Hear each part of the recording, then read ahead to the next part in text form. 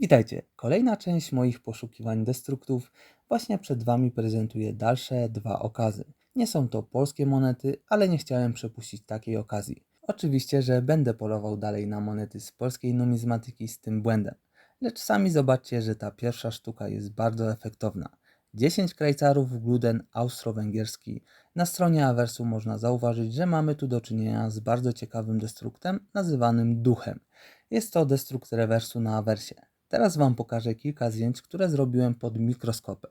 Jak na nich widać, pierw pokażę Wam tą pierwszą sztukę, okolice szyi, ust, nosa, oczu, czy nawet tyłu głowy, można go dostrzec.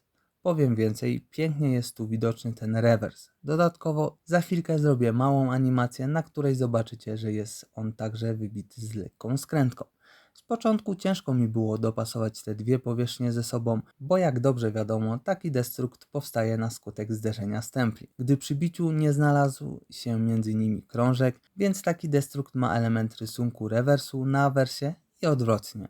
Zobaczcie, jak to fajnie wygląda. Teraz nałożę właśnie obydwie strony tej monety na siebie, przy czym jedna musi być odbiciem lustrzanym, czyli negatywem. Jak tu widać ładnie, wszystkie elementy rewersu pasują praktycznie idealnie. Teraz pobawię się właśnie ostrością. Chcę Wam bardzo dokładnie to pokazać. Od samej góry, czyli korona na dwugłowym orle cesarskim. Po obu stronach widać również, że nawet wszystkie pióra ze skrzydeł zgrywają się ze sobą idealnie oraz efektownie. Super go tu widać w okolicach miecza oraz berła. Zobaczcie, jak wyrazisty jest ogon. Wiadomo, że nie widać wszystkich szczegółów, ale kontur uwidocznił się perfekcyjnie. Lecz to nie jedyna sztuka, którą chcę Wam zaprezentować.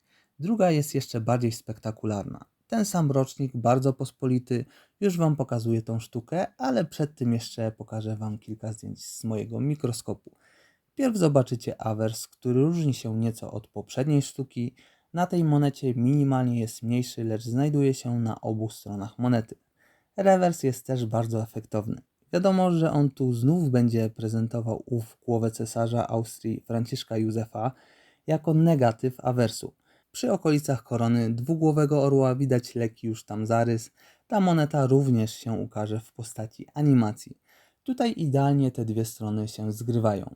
Tu będzie akurat awers w odbiciu lustrzanym, a więc zaczynam. Zobaczcie, jak zgrywają się wszystkie widoczne odbitki. Wszystkie linie zaczynające się od rewersu, gdzie widać, jak pasują te kontury, przechodząc na awers, który ukazuje znów piękne dopasowanie skrzydła orła i inne elementy rewersu. Podobnie jak przy poprzedniej sztuce, wszystko jest bardzo wyraziste i pięknie współgra z awersem. Oczywiście, że chcę je wysłać do gradingu. Kolejna wysyłka do NDC będzie zawierała nie tylko te monety, również tej wysyłce będzie towarzyszyć duża ciekawość, jakie noty są w stanie otrzymać te sztuki. Jasną sprawą jest też to, że bezustannie poluję na myniczą sztukę tego błędu w monetach z PRL-u. Widziałem kilka sztuk, które wyglądały obłędnie. Wystarczy wpisać na OneBidzie frazę duch PRL i wyskoczy Wam mnóstwo pozycji z tym destruktem. Niektóre bardzo zjawiskowe, któryś z nich na pewno chciałbym nabyć.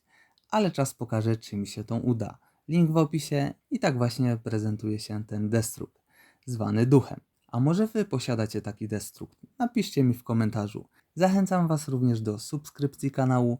Pozdrawiam i do zobaczenia.